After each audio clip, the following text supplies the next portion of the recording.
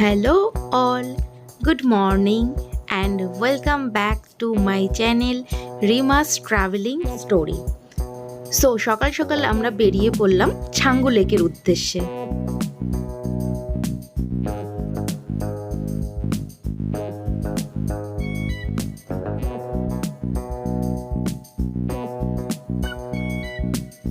এখানে পাহাড়ের দুপাশে প্রায় জায়গায় রাস্তায় দেখতে পাচ্ছি সারি সারি কিছু কালারিং ফ্ল্যাগ নয়তো হোয়াইট ফ্ল্যাগ রাখা রয়েছে, বাট এটা কি জন্য রাখা রয়েছে এক্স্যাক্টলি আমার জানা ছিল না।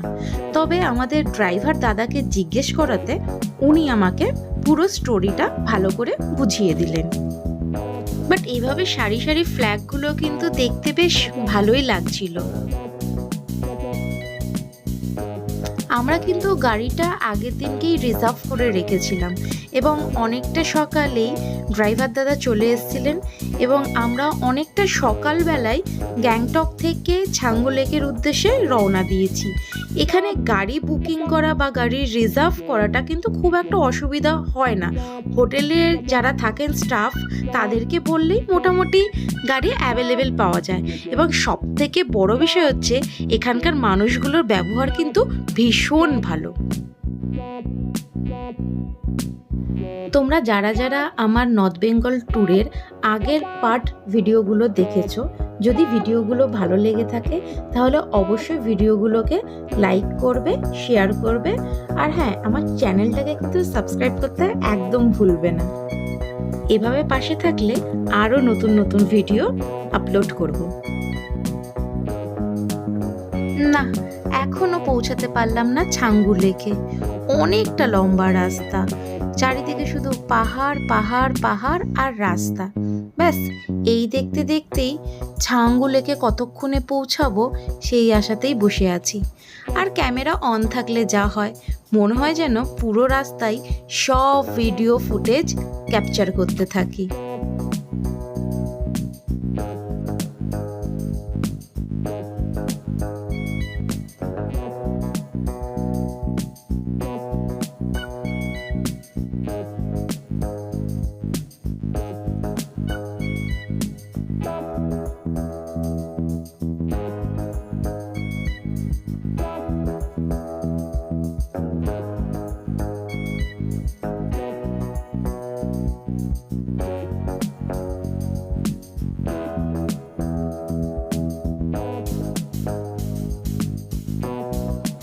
বেশ অনেকটা অপেক্ষা করার পর ফাইনালি দেখতে পারলাম দূরে সাদা বরফের চাদরে ঢাকা পাহাড়।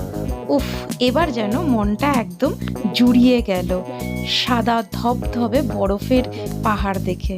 আর কি চাই, ব্যাস এটাই দেখার জন্যই তো এত দূর এত কষ্ট করে আসা, যে পাহাড়ের উপরে সাদা বরফের চাদর দেখব।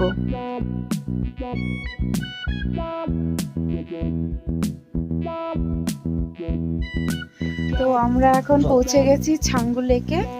তো এখানে এই যে সবার জন্য শুজ নিচ্ছি, কারণ বরফে যে নর্মাল শুজ পরে এসেছে তাতে স্লিপ কাটার চান্স থাকে। তো শুজ নিচ্ছি দোকানটার থেকে, দোকান থেকে শুজ নিচ্ছি। দেন একটুখানি খিদে পেয়েছে তো ম্যাগি ওয়াই ওয়াই অর্ডার করেছি, এগুলোই খাবো। এই যে রিয়ানের জুতো হয়ে গেছে, আমার জন্য এই যে জুতো হয়ে গেছে, দীপাদির জন্য জুতো খুঁজে পাওয়া যাচ্ছে না। তুই মনের দুঃখে গালে হাত দিয়ে বসে আছে দীপাদির জন্য জুতো খুঁজে পাওয়া যাচ্ছে না। ওর এত বাজে একটা পায়ের সাইজ যে পায়ের জন্য কোনো জুতো ফিট হচ্ছে না। কত ধুলো জুতোর জন্য রাখা হয়েছে, কোনোটাই ওর পায়ে যাচ্ছে না। এখানে বাইরে অলরেডি বরফ পড়ে আছে। জানি এটা দেখে কি সুন্দর, এটা কিসে প্লেট, ওটা ইয়ে করে চামুর চামুর। এটা কি সে কি বলে ওয়াকেট কি ইয়াক ইয়াক। তো আমরা এখন বাই বাই ম্যাগি খেতে বসেছি। এই যে বুক কর দিদি, তোমার টুকরো রাখলে ওখানেই হবে।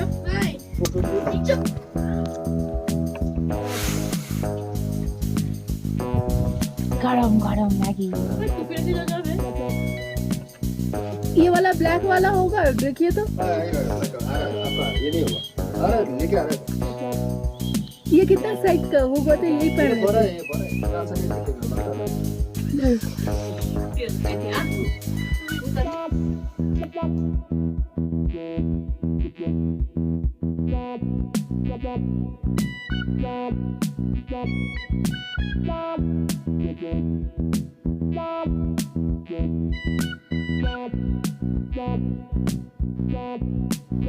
রাস্তার দুপাশে কত ইয়াক দাঁড়িয়ে আছে, এদেরকে খুব সুন্দর করে সাজিয়ে রাখা হয়েছে কারণ এদের সাথে পে করে ফটোশ্যুট করার জন্য।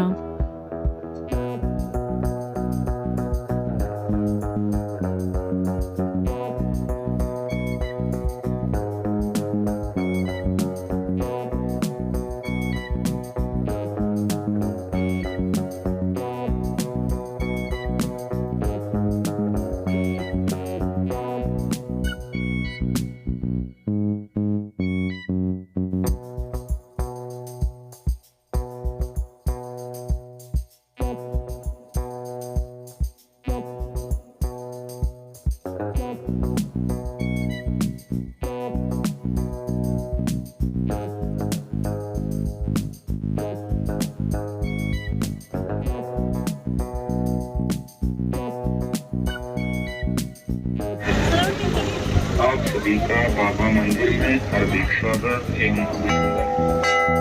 बाबा जी संबंधित सामान जैसे कि पानी,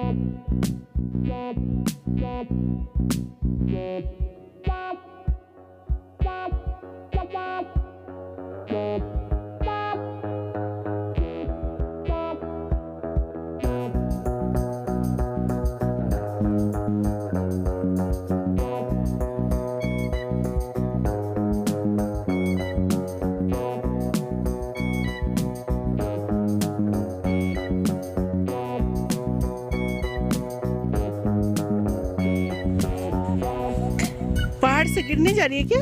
गिर जाऊंगी, मर जाऊंगी। আরে আমাকে নিয়ে আমার ঠান্ডা লাগছে। তোকেই নিচে বেটা।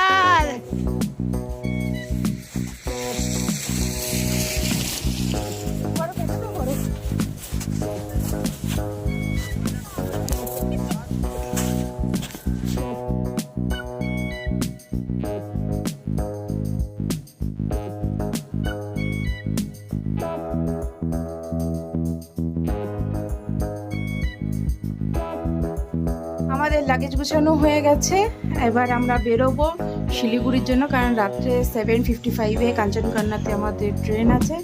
তো গ্যাংটক থেকে এখন সোজা যাব শিলিগুড়িতে, শিলিগুড়ির থেকে রাতের ট্রেনে পৌঁছে যাবো কলকাতায়। লাস্ট মোমেন্টে বেরোনোর আগে দীপাদি রুমটা একটু গুছিয়ে নিচ্ছে। ব্যাগ ফ্যাগ আমাদের সব প্যাকিং হয়ে গেছে।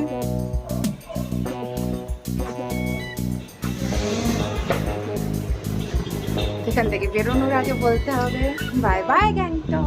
রিয়ানো রেডি? রিয়ান জুতো পরে নাও, তাড়াতাড়ি বেরোতে হবে। আমরা সবাই রেডি হয়ে গেছি, এখন বেরোবো।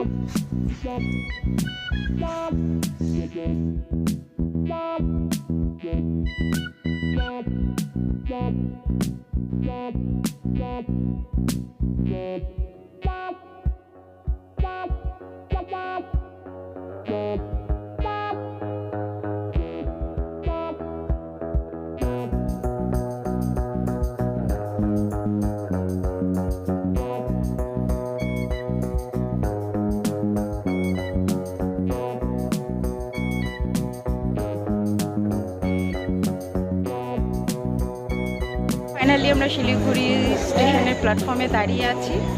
আর এখন কাঞ্চনকন্যা ট্রেন আসবে, প্রায় টাইম হয়ে গেছে, এখন বাজে 7:30, 7:40-এ ঢুকবে। এতগুলো ব্যাগ ক্যারি করে দীপাদি এখন হাঁপিয়ে গেছে।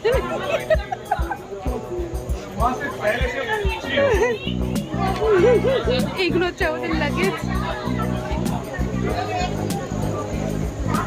সবাই শিলিগুড়ি স্টেশনে ওয়েট করছে ট্রেনের জন্য।